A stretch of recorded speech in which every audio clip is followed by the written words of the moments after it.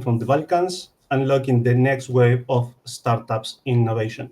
I'm Juan Ignacio Luque Sandoval, your usual host of Startup in Montenegro, and I'm thrilled to be hosting this session with Max Filatov, which is the founder and driving force behind Piper Unicorn, a mission-driven venture and ecosystem builder behind this research for the Western Balkans. Hey, Max, hey, Juan Ignacio. uh, thank you for being here. Sure. Please let us know about you, Paper Unicorn, your work with this research, and what's going on in the Balkans. Yeah, so I tend to have today a more bit relaxed talk with you about this because we know each other. And yeah, thank you for invitation once So, again. please welcome back, actually. Yeah, so I'm Max. I'm also founder of the Startup Factory, which is the early stage incubation program based in the Western Balkans, and we launched it originally 3 years ago, and we had the 2 seasons. That was kind of the starting point of my interest in the Western Balkan startup ecosystem in general. And after passing these 2 seasons of the program with more than 40 startups applied for each season, we like combined some of our energy with with the other countries, let's say community builders and innovation people, to establish this entity which is called Piper Unicorn, which originally targeted right now to kind of innovations ecosystem building, right? We started with the research, I think about 1.5 years ago, just because we get more familiar with other countries in the Western Balkans and other programs and organizations and incubation programs, accelerators, anybody pretty much, including governmental structures who supporting startups. And we thought like before we're going to kind of really innovate or do something, we need to do some research. And that's the kind of the story behind this is what every startup should do actually, you know, research both like why the heck we need to do so, you know, what is the potentials, what is the like weak points, where we can help, you know, and that's where our research began, actually.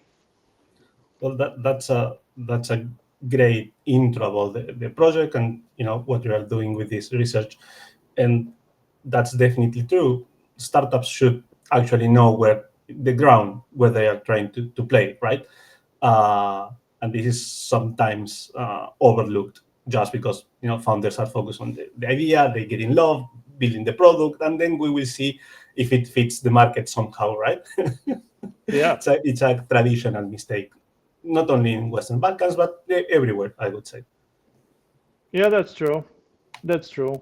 And part of this kind of initiative around the research and talking with different people from the ecosystem is that I noticed, and we all noticed, that the Western Balkans are start to recognize this startup, uh, startup power, let's say, in applications to variety of the industries and the topics within the government, including like digitalization or economy structures or fintech communities and other many different things that's emerging in the Western Balkans in general, but they are rising for the past 2 years, I would say significantly if you compare from previous activities, right? So we do have a lot of different, funding programs,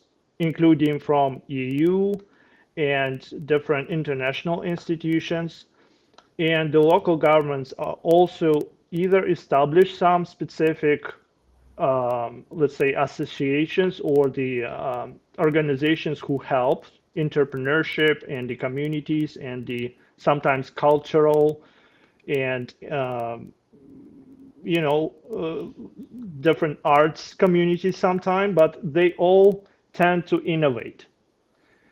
And based on these activities, it will be even more interesting to kind of complete this research and talk with as many people as possible. And of course, I can speak about this like parts because I prepared some presentation for you That's a great thing. in a more step-by-step way.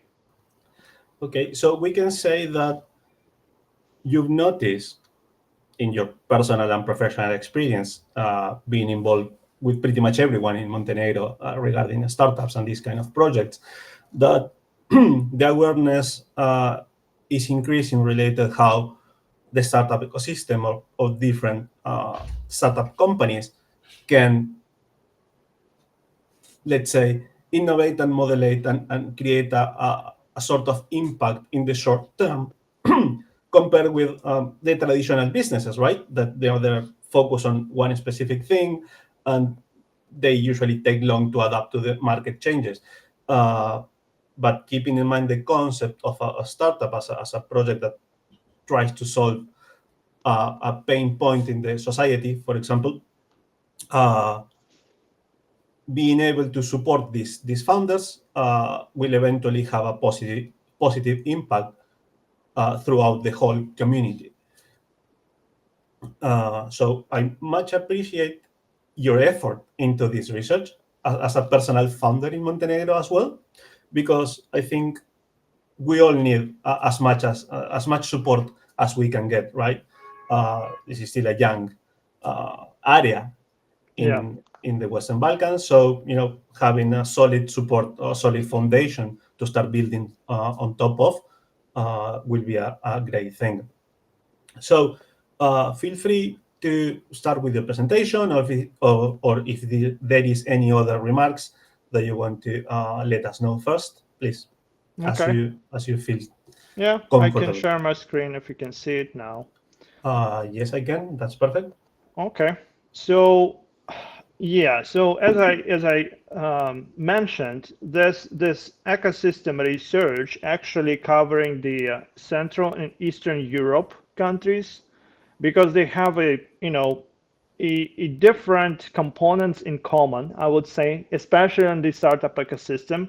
Some of the countries are like two steps in front of others in terms of the development and the sometimes number of the unicorns if they have any. But the general concept about the Central and Eastern Europe are quite the same. But now I want to focus more on the Western Balkans countries, so-called. It's not like really geographical terms. It's like maybe geopolitical right now. So it's five countries within the like what's called Balkans countries sometimes, or Western Balkans countries, and just focus on that because otherwise it will take too long to talk about different stages, of the ecosystems and variety of the like more progressive countries like Romania, Poland, or Bulgaria. That's quite a different topic, let's say. I understand. I understand. Yeah. Also, there is a Mhm. noticeable difference in population, right, within those Oh yeah, of bigger course, that's countries towards that matters a these lot as ones. well. Yeah. That makes complete sense. Yeah. So just to give you maybe a quick example of like what's going on in particularly Montenegro, because I'm based in Montenegro, and the country itself is really pleasing to be in as well, and a lot of activities is if you know how to search and how to find them. So for the past like 2 years, we have actually a good progress on more like established repetitive conferences or the summits, which is fully focused on the startups and innovations or partially. So this is just a few examples from one country. And of course, each of the country from this Western Balkans region does have own conferences, which is also cross-country connected, I would say. I can't say like one of these examples are purely focused on Montenegro. It's normally when we're speaking about the activities and the communities collaboration. It's always cross-border here. I understand. Um, yeah, and this is a good examples of the like repetitive conferences or summits, which were actually everybody meet each other from the variety of the uh, you know uh, zones, and from investment to the IT to the business to the, I don't know, economy. Sometimes it's some technology specific like green tech and so on. So this is just for a small country like Montenegro, it's already good progress in my opinion. No, sure, What? sure it is. For sure it is. Yeah.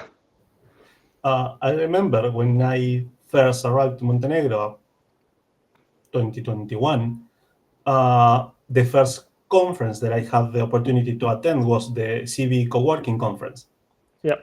that I noticed that was already going on in previous years, and then they moved to Bosnia and Herzegovina, and they were popping up through different countries along these years. Uh, so from that first conference, now I see the IT Spot, Monte Games, the Amazon Community Day. So I'm greatly surprised and happy that this is actually going on. Yeah. Yeah.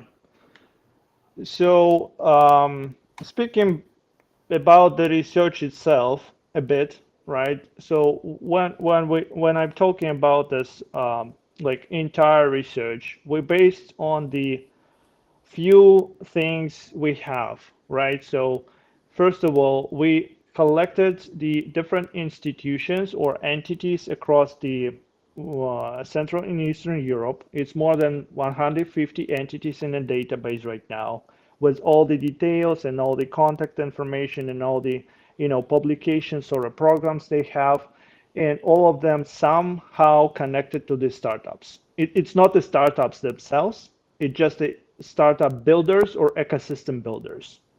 And And I can show you more about like what's inside actually.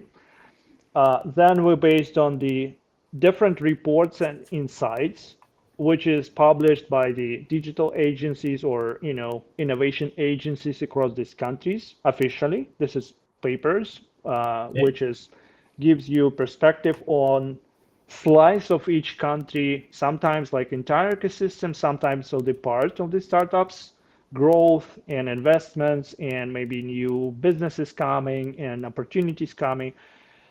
And the kind of essence of the research is actually based on the interviews. So this is deep interviews. So far, we have 23 interviews across 8 countries with the ecosystem builders.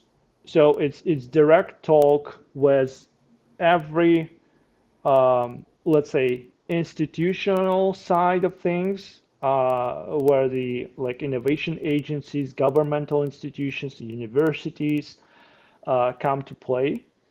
And the also we're talking with the community leaders, we're talking with the startups who pass some of the programs and who have a own thoughts on the ecosystem in general. So this is core kind of core base of the research we have. okay, sounds great, solid. Before you move on, I have a Mhm. question. These reports and insights are, I assume, they are recent, but do you have the opportunity to know if there are some like a historical data through those reports, like a year by year? Are they currently maintained or going to that trend in order, to get some statistics of the evolution Mhm. of things?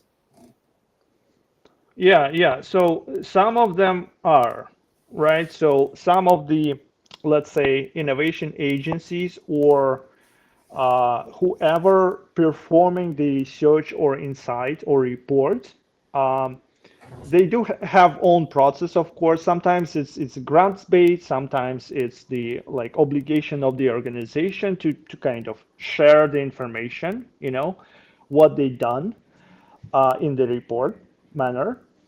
And some of these reports are actually annual. So we can see the trend, year after year, and we can combine this data in a more historical way and maybe even predict something. So this is good, but the window is not, it's not far away into history. It's like more or less like maximum 4 years back for now. Okay, So I understand. yeah, it's too early to say like, oh, do we really have some trend there or here? Well, It's more, yeah, but that shows you something. That shows you that of course. maybe 5 years ago Yeah, there were nothing. yeah, So, or even whatever it was there, it wasn't noticed, right? Like it is now. yeah, So, well, that's a beginning, I would say. sure. So, and we have like to put it in kind of more structural way, I would say. Um, uh, so we define the goals for the research actually, because we need to understand why we're doing so and why we're performing these interviews, why we're speaking with people. And this is like four pillars of the our kind of goals around the research. So one of the goal is to actually identify key players and identify why I are there, major players.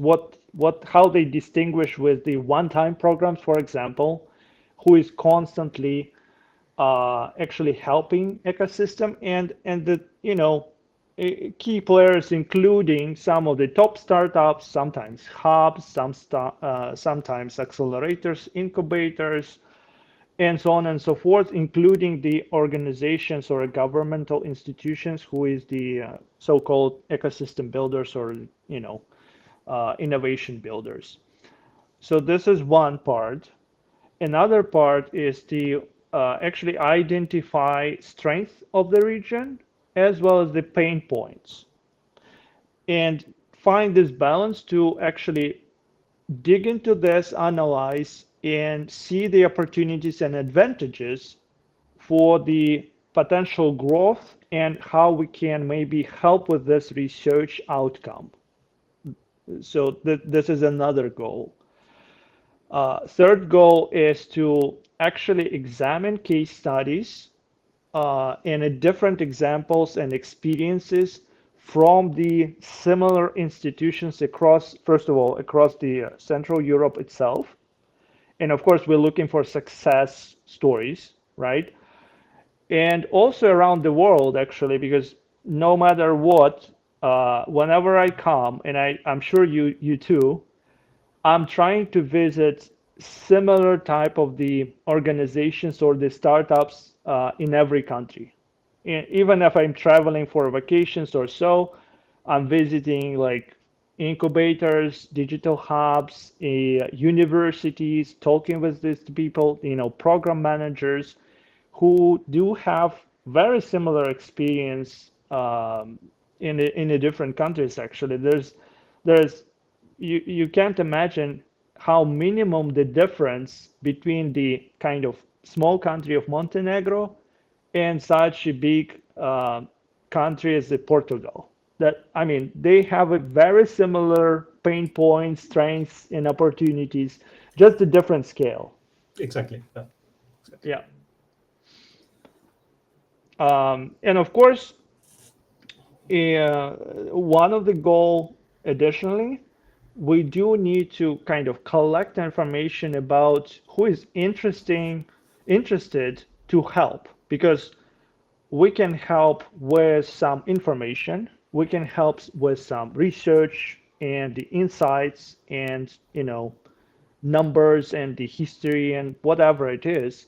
But at the end of the day, that any startup or innovations need a funding, and so we need to identify these donors and investors, maybe even from outside, who targeted to the Central Europe or even Western Balkans, and define what they're looking for primarily to achieve their KPIs, maybe their focuses, their plans, and share and talk with them like how actually we can increase their presence here and also how to make attractive Western Balkans innovation ecosystem to more investments and more money and more help from the donors and investors. Sure. That sounds four solid pillars to establish a good research. And maybe I'm going too far ahead, but just to keep that in mind. Uh, when you talk about funding, the usual terms when it comes to startup, right, are those classic stages, like a pre-seed, seed, a Series A, and the different series moving forward up to you get to public and eventually an exit and blah blah blah. The thing is that I'm not so sure if actual startup founders, especially during the first stages, are trained enough in order to manage a single, let's say, bag of money, Mm-hmm. and to make it work for the rest of the period until you actually get a next round. And I think that organizations or investors that are more involved than just only capital or funds for a project are something that is probably uh, underrated at some point. Someone who actually knows how to make the money, who knows how to manage that money, uh, can be a great support as a part of the education of the founder of or the team managing the funds of the company. Yeah, that's for sure. And it's like this specific topic is hugely depends on the funding institution itself. So how they operate, for example, their principles, their investment terms, and of course, when they come to the like innovative founders who do not have enough experience and they want to invest, of course they put something additionally, not just money back, right? They put something additionally to help them to understand how to spend this money wisely during the life cycle of this investment period, for example, or the growth stage, which is a great help for the entrepreneurs who is just first time, for example. uh, there is no like one system and one way to do so. Never. It also depends on the market and also depends on the different policies and laws and the registration of the company and different topics. But yeah, you're absolutely right that I think most of the venture capital, they're trying to actually achieve their goals with investments. So they're trying to help in many other ways. That's great to hear. So please feel free to continue and let us know more. Yeah. So speaking about numbers, particularly for the Western Balkans right now, so this is 5 countries. We do have 11 accelerators, which is more or less functioning. There's a lot of acceleration programs in the past, which based on the grants sometimes, which is just one shot programs and they just closed, right? So we're collecting the organizations who is constantly doing something. Around 15 incubators, 7 programs, 3 startup studios, 8 venture capital funds, 3 associations, and 9 communities. And of course, this is beside of the kind of official institutions, because I official understand. institutions counted here. Like if official institution does have some acceleration program, that's in these numbers, right? Okay, and the distribution of these numbers is more or less even within those 5 countries, or you notice there are, for example, more accelerators in one and less and more incubators in another, in particular. Yeah, so it's hard to say first because if you compare accelerator and incubator, actually, um, in like here in emerging countries, it's very, very um, indistinguishable line between like what's called incubation and what's called acceleration. Sometimes in accelerators, invited the startups which have just an idea. So they do not have anything. They have an idea and that's it. Okay, so they need Sometimes to in go through the incubators, incubation program. Yeah. in incubation, sometimes people coming with a product. So it's so I think in this kind of not completely established ecosystem, it's hard to say, and everybody try to adopt. So Okay, nobody just bumping out, if you do not have that specific parts of the project, they still inviting you and they adopting, which is a good thing in my opinion. sure, of course, because sometimes there are no other resources available for you in your particular area, and being able to join and to have those resources to help you to develop those missing parts, uh, I think is a great thing. Yep. So what else? Yeah. So and we have a preliminary data, of course. So based on this interviews we held, in interviews mostly like it's a deep interviews. It's like 1.5 hour, 2 hours interviews sometimes, and we're speaking about everything regarding the internal kitchen of this startup builders down to the what they think about founders, what founders thinking about institutions, and vice versa. And we're trying by ourselves to be in a middle ground, uh, and put something which is meaningful for everyone. Because it's really easy to blame like a government or blame laws which is not completely established for the investments, for example, or there's no such case as a funding, sometimes. Uh, but you need to look from different perspectives to actually bring some valuable data. And to kind of begin with this a bit, we kind of have preliminary um, results of the main strengths of the region in general. If we're speaking about both startups, ecosystem builders, everybody together. So, and it's kind of um, let's say, unified opinion. So everybody understands this, everybody agreed, no matter who you are, right? Who you speak with. It could be investor or it could be founder, it doesn't matter. So first of all, the geographical and cultural um, premise of the Western Balkans is kind of unique in some case. So it's combination of Eastern and Western cultures. It's hard to say that, it's close to everything pretty much. So it's close to United Arab Emirates. It's close to Germany at the same time. Um, it's really interesting regionally, and also it gives you a freedom to go and educate yourself, or maybe invite somebody and create something together, with the multiple cultures and multiple countries around. So this is one strength.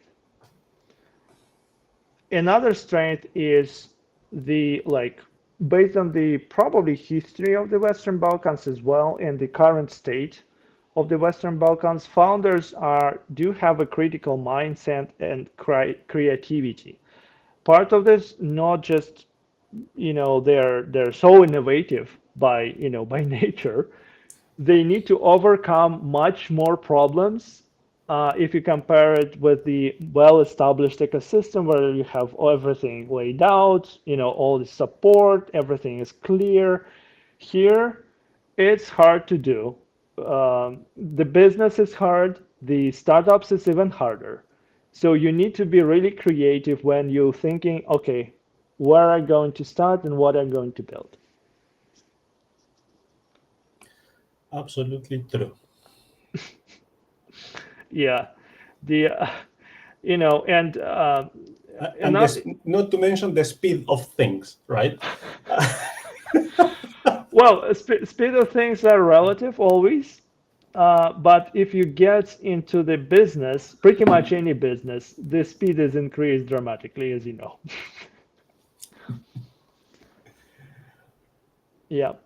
So, other parts, of course, is like the young people here is really active in variety of their actions across the, starting from business down to the, innovations and research and education.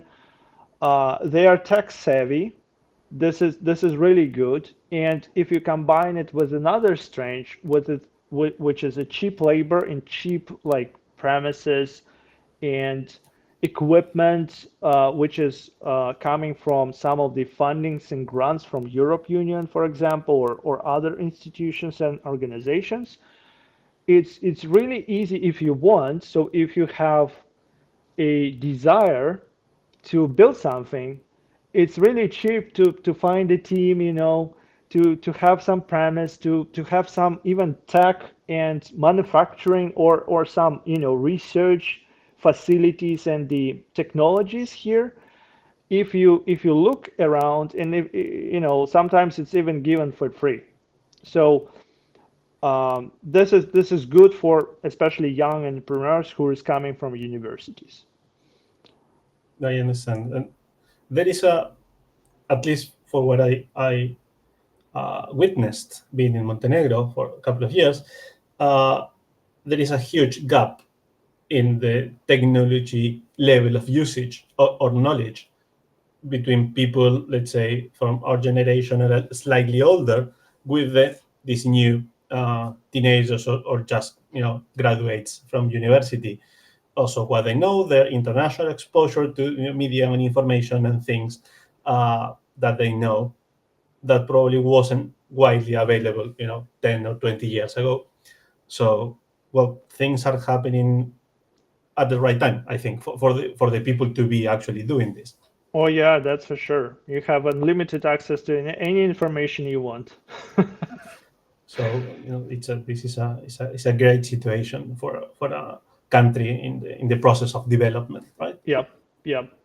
And another strength is around this cross-border collaborations actually. So it's on a both side. Like everybody understood that each country by itself in this region is small enough to do not start something within the country level initiative or the startup or the market. There's no like pretty much no market within one country.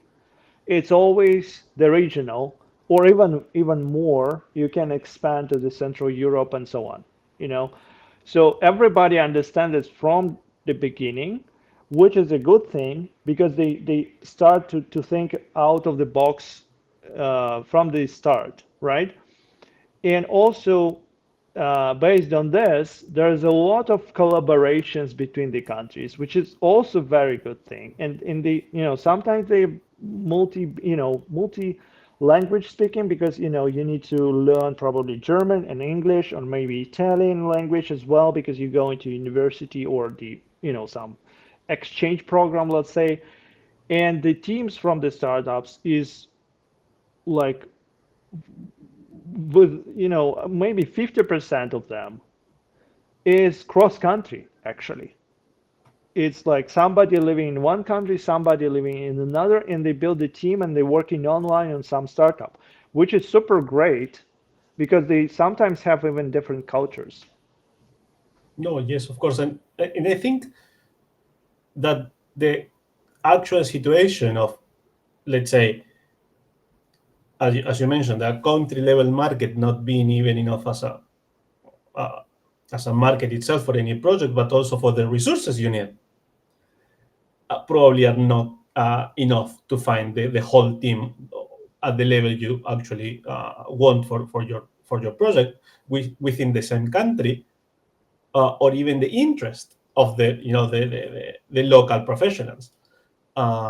So having this mindset of being multicultural or multi-country from the very beginning, I think is a strong strength, Yeah, if you allow me to say it in yeah. that way. for sure. So next, I'm going to touch a bit the pain points. And you need to understand uh, this is a huge list in general, and this is okay. This is like if you know the different like approaches to attempt to the solving problem. Let's say you have a like a large list of the negatives and just small list of Positives. positives. Yes. It is what it is. It's fine. But I'm trying here to be kind of in a middle ground, and I will just highlight the major ones, which is mentioned mostly, right? Calling them kind of common weaknesses of the region, let's say. And it doesn't mean it's actually very unique for this specific region. It just, it is what it is, you know? It might be some similarities between other ecosystems in a similar stage. So, the commonly mentioned thing is that lack of experience from the founder side and from the mentor side. So kind of both, you know, in a business development, marketing, and sales.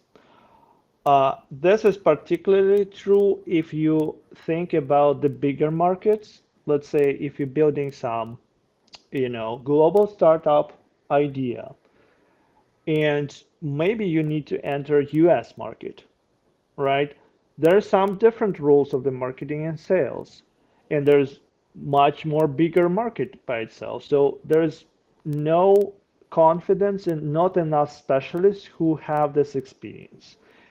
And the you know that this is weakness which can be turned to the actual benefit, because that way you will you know start to collaborate with the diaspora, which is one of the, if you noticed that one of the strength of the region, this region does have a strong connection with diaspora who is outside, is who is already experienced in the variety of the different zones and living abroad, right?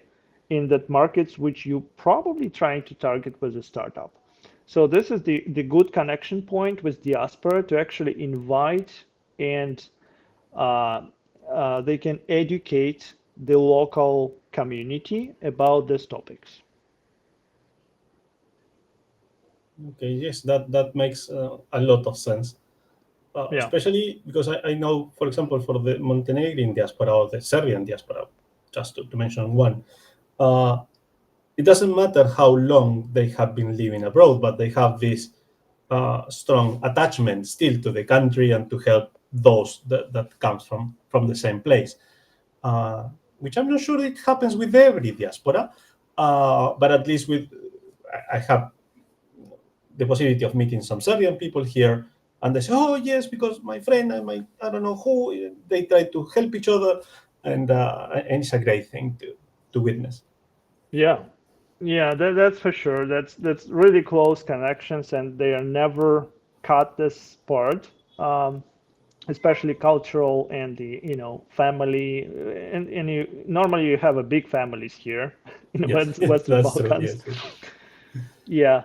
Yeah. Another kind of weakness I want to mention, that's probably um, put some shade on top of this kind of um, investment opportunities as of now. It's a lack of funding in general. So there's two parts of this, right? So there is not enough capacity to put funding in. So there's not like the rapid growth of the startup ecosystem. There is no like new unicorns every week, right? And from another part, that's lack of funding in a meaningful way. So this is really important because we can't say this is a lack of funding in general. There is a bunch of programs, including like let's say growth plan for the Western Balkans from Europe Union, which is 6 billion, which is a come to it came to play last year, and 2 billion euros will be partially invested in this, innovation, digitalization, and maybe some, some of the ecosystem parts, which is a big money for this region. But targeted investments are not enough if we're speaking about like, pre-seed cities. Uh, and this is a weakness in one point. Another part is it is opportunity, I would say. Uh, Absolutely understood.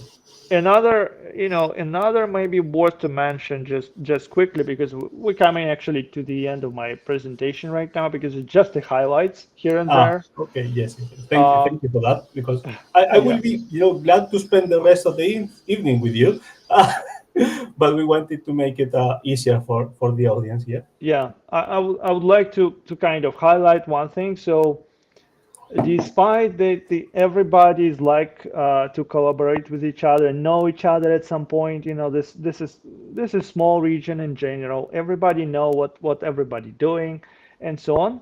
There's still lack of kind of communication and support in the like startup ecosystem or innovation ecosystem, including like exchanging the information, like what will happen next month, where should I come there, who will be there, should I go to, should I apply to this grant or to this program, what it is, share information, when it will be, what is the deadline, and so on.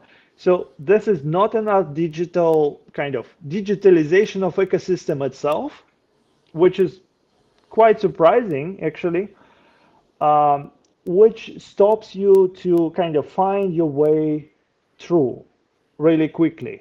And this is one thing what I want, try to attempt to solve in the coming year, let's say, to actually help to establish this communication protocol or the information exchange or the publications or something which will be easy to access. And that will be a great thing, because most of the times when you actually find out about one of these programs or grants or events, they already happened and you are actually late. Yeah, And you need to take notes and see if the next year something will happen. And it's a shame. It's a shame because many founders maybe lose their opportunities, or eventually drop off the project just because they couldn't make it in time to get the support or the resources they actually needed at one point, because of not being able to know that these things are happening, or these programs are available to them at the right time. yeah, it's really important, especially in such a countries which doesn't have a like rapid exchange. It's not like rapid transportation across, it's not a big city, let's say, if you compare like Western Balkans with some megapolis. In megapolis, it's easy to reach out and plan something, because you're so fast, you can make a decision faster. This is like a bit different. You need to know in advance, of course, to plan. So you're absolutely right.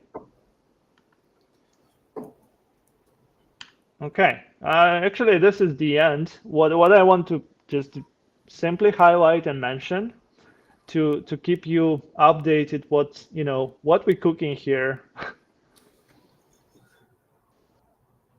Well, so far it smells good. That's what I can say. You know, I think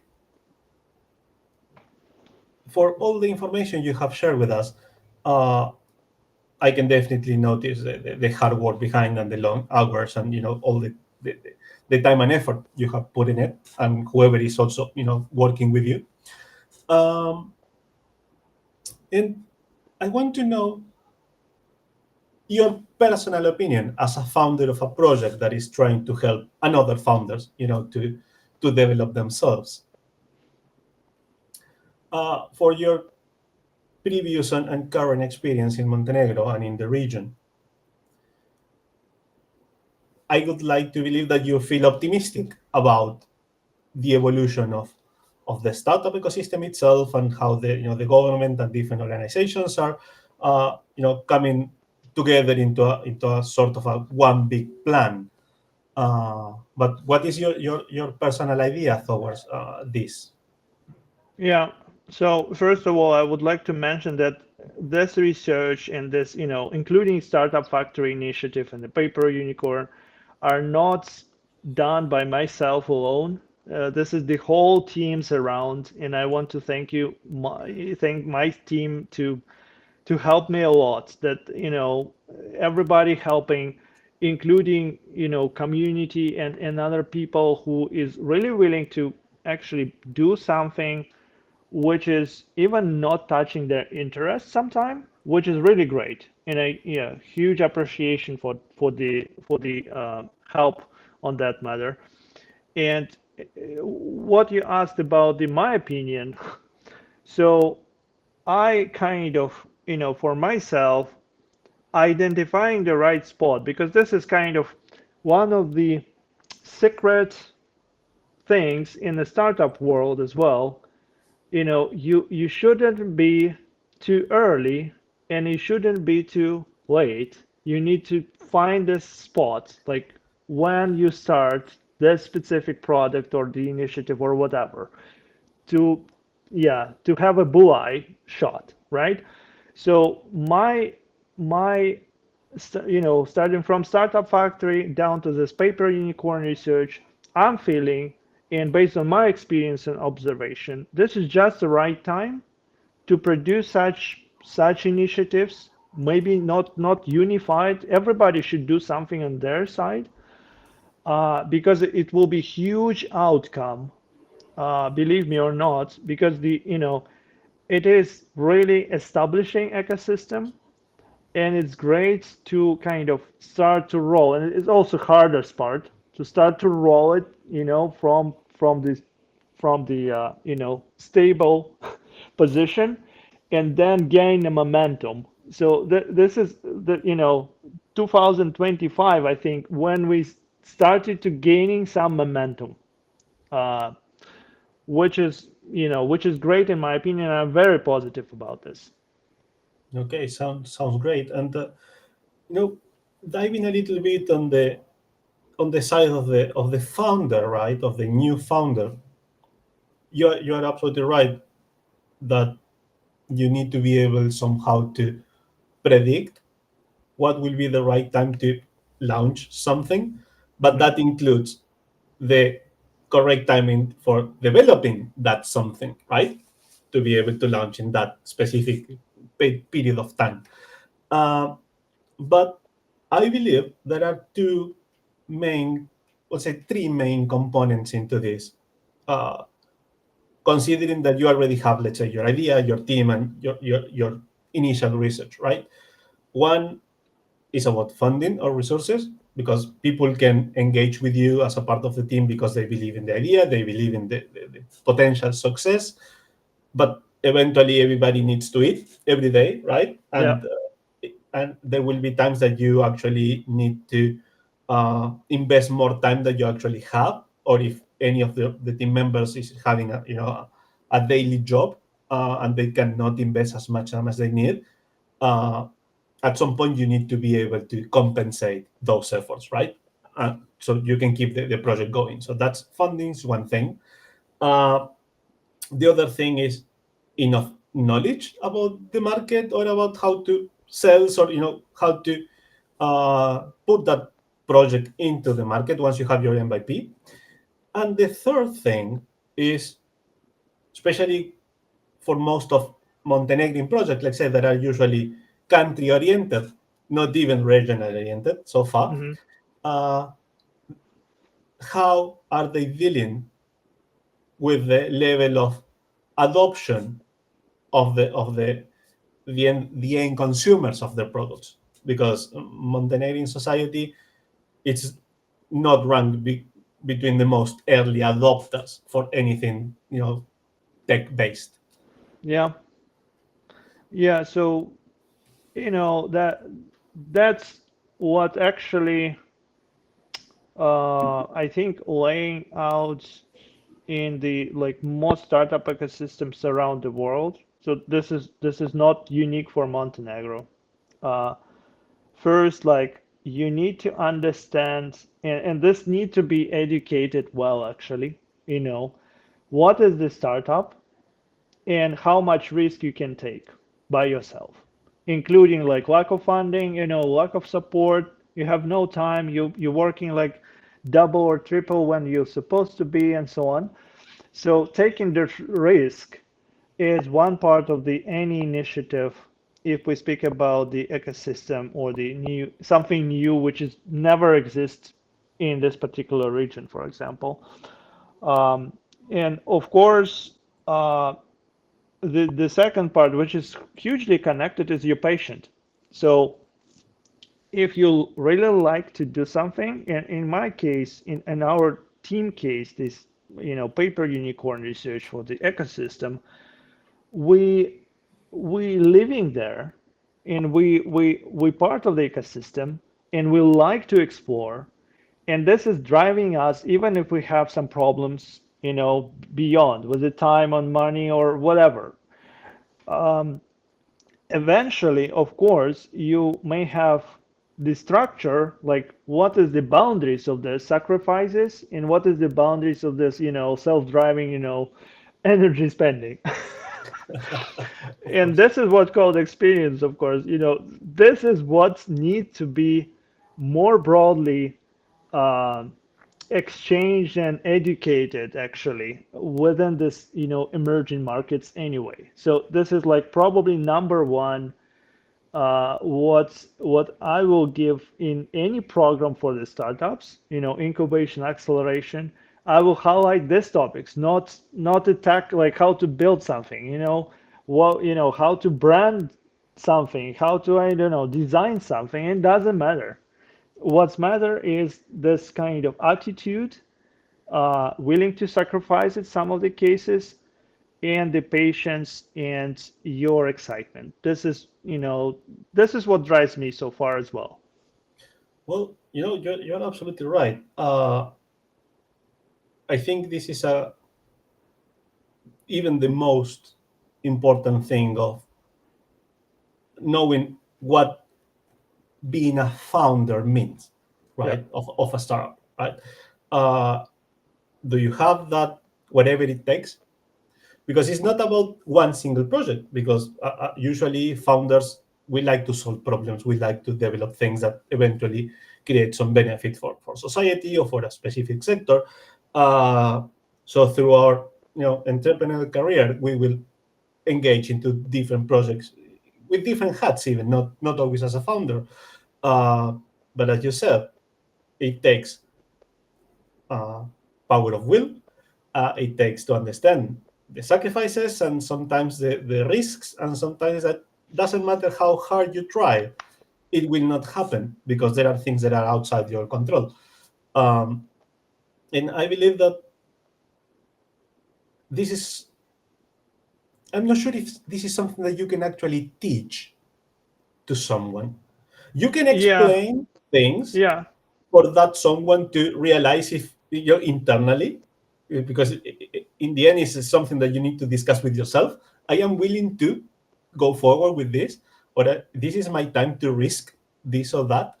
uh, but an explainer of what this means, of what it takes, I think should be a basic thing, no matter the institution or no matter who is dealing with founders, uh, because sometimes we just get carried along with the idea or with the potential of the idea or something without actually knowing if we are able to move that forward, right? From a personal perspective.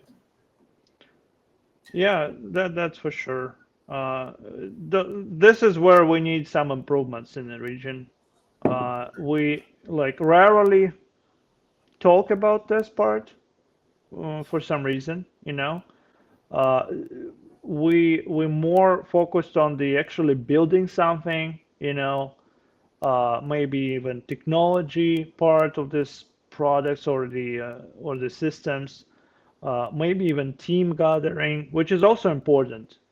Yes, of course. But this is more important, like, okay, what it is to be a founder, why you should or you shouldn't, maybe, and of course, like how to navigate this part. Because this, being the founder is not about the building something.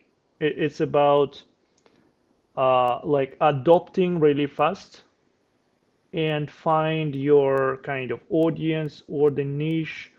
You need to have a lot of feelings about this person as a founder. It's not, there's no system around this. If it was that, like, every startup founder can just use the system and build successful startups.